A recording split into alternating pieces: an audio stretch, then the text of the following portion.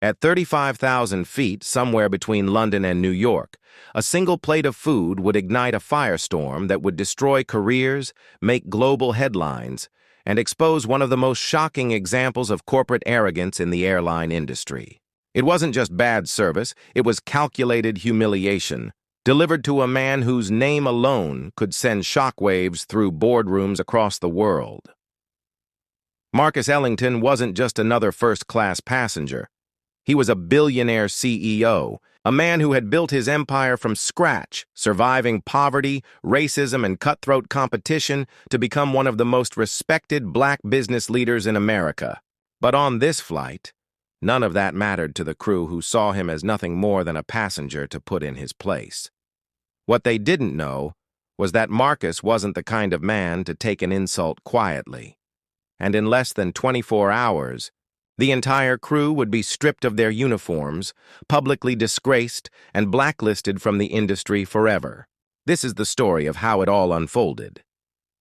Before we dive in, smash that subscribe button, because the twists, the betrayals, and the jaw-dropping turn of events in this true corporate drama will leave you speechless. Marcus Ellington's morning began like any other business travel day, precise, calculated, and timed down to the minute. Heathrow's Terminal 5 was buzzing with the energy of international travelers, but for Marcus, this was familiar territory. His life had been a constant. Rotation of cities, conferences, and board meetings, and flying first class was more necessity than luxury. As he stepped into the exclusive lounge, eyes followed him, not with admiration, but with something colder, almost assessing, as if his presence had disrupted some unspoken balance. He was used to attention, but today it carried an edge he couldn't quite name. When boarding was called, Marcus walked onto the aircraft with the quiet confidence of a man who had negotiated billion-dollar deals before breakfast. His seat, 1A, was a cocoon of leather and polished wood with a view over the wing. The first-class service began smoothly. A glass of champagne, a warm towel, a polite smile from the flight attendant with pale eyes, and a voice so controlled it felt rehearsed. But then came the meal. The tray she set down in front of him told a story of neglect. Mold speckled the bread roll, the chicken's surface shimmered with a faint greenish tinge, and the butter was a dull gray. The sour odor hit him before the plate touched the table. Across the cabin, other passengers were served fresh, steaming meals plated like magazine spreads. He looked up at her, his voice calm but firm.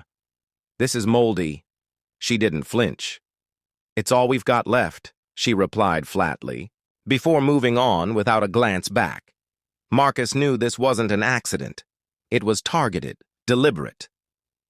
Years in business had taught him the value of evidence, so he reached for his phone, took clear photos, time-stamped them, and sent them to his executive assistant with the simple instruction, "Start digging."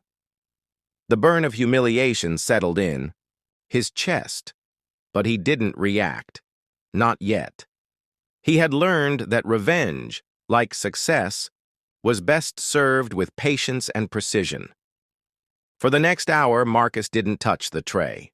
The smell clung to the air, but he left it there, a silent statement.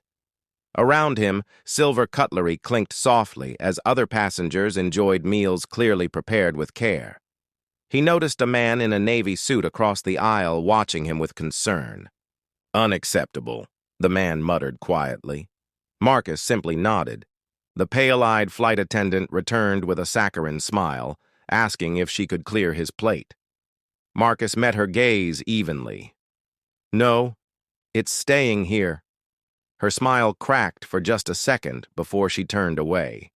Moments later, Marcus heard voices from the galley, low but not low enough. A woman's voice, mocking. "He thinks he's special." Then a male voice. "Let him complain. Nobody's going to believe him." Marcus's jaw tightened. Without a word, he reached into his bag, pulled out a slim digital recorder, and set it discreetly on the edge of his seat to capture everything. For the next 30 minutes, it recorded snide comments, laughter, and even a half-joking remark about showing him how things work up here. Marcus wasn't alone in noticing. A young woman 3 rows back, tapping furiously on a tablet, kept glancing his way. She mouthed, "I saw everything." He didn't yet know she was a freelance journalist with a reputation for exposing corporate scandals. Just as Marcus began drafting a message to the airline's CEO on his phone, the captain's voice came over the intercom. "Ladies and gentlemen, please remain seated after landing for a brief matter involving security personnel." The air seemed to thicken. Marcus had flown enough to know this wasn't standard protocol. The realization sank in. They weren't waiting for him to complain. They were preparing to turn the tables. The moment the wheels touched down at JFK, the cabin's atmosphere shifted. Passengers exchanged uneasy glances as uniformed airport security officers boarded and moved straight toward Marcus. The pale-eyed flight attendant pointed him out, her voice pitched just loud enough for nearby passengers to hear. "That's him." A murmur spread. Marcus remained seated, calm but alert. The lead officer spoke politely but firmly. "Sir, we've had a report that you were aggressive toward crew members during the flight." The accusation was as calculated as it was false. Before Marcus could respond, the journalist stood up. "That's not true. I watched everything. I have notes, timestamps, and I'm recording." Her voice carried authority, drawing the attention of every passenger. The officers hesitated. Marcus slowly reached for his phone. "Gentlemen," he said evenly, "I'm recording as well, and I suggest you listen to this before you make any decisions." He pressed play on the audio from his seat recorder. The galley's cruel laughter and mocking comments filled the air. The passengers' expressions shifted from confusion to outrage. One man in business attire called out, "This is discrimination!" The security officers exchanged looks. What was meant to be a quiet, one-sided removal of a passenger had just turned into a public relations disaster. Marcus stood, his height and presence commanding the space. "I will be filing formal charges, and when I do, every person involved will be named."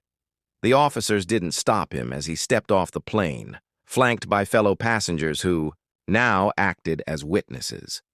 The crew's pale-eyed ringleader avoided his gaze, but Marcus knew it was only the beginning. Within hours, Marcus's legal team was in motion. The journalist had already uploaded her account, complete with photos and audio clips to multiple media outlets. By morning, the headline blazed across major news sites. First-class passenger served moldy food, airline crew caught mocking him on tape. Public outrage was immediate. Social media flooded with calls for boycotts, passengers sharing their own horror stories, and activists demanding accountability for racial bias in customer service. The airline's board convened an emergency meeting. Marcus wasn't after money, though he could have easily sued for millions. He wanted systemic change.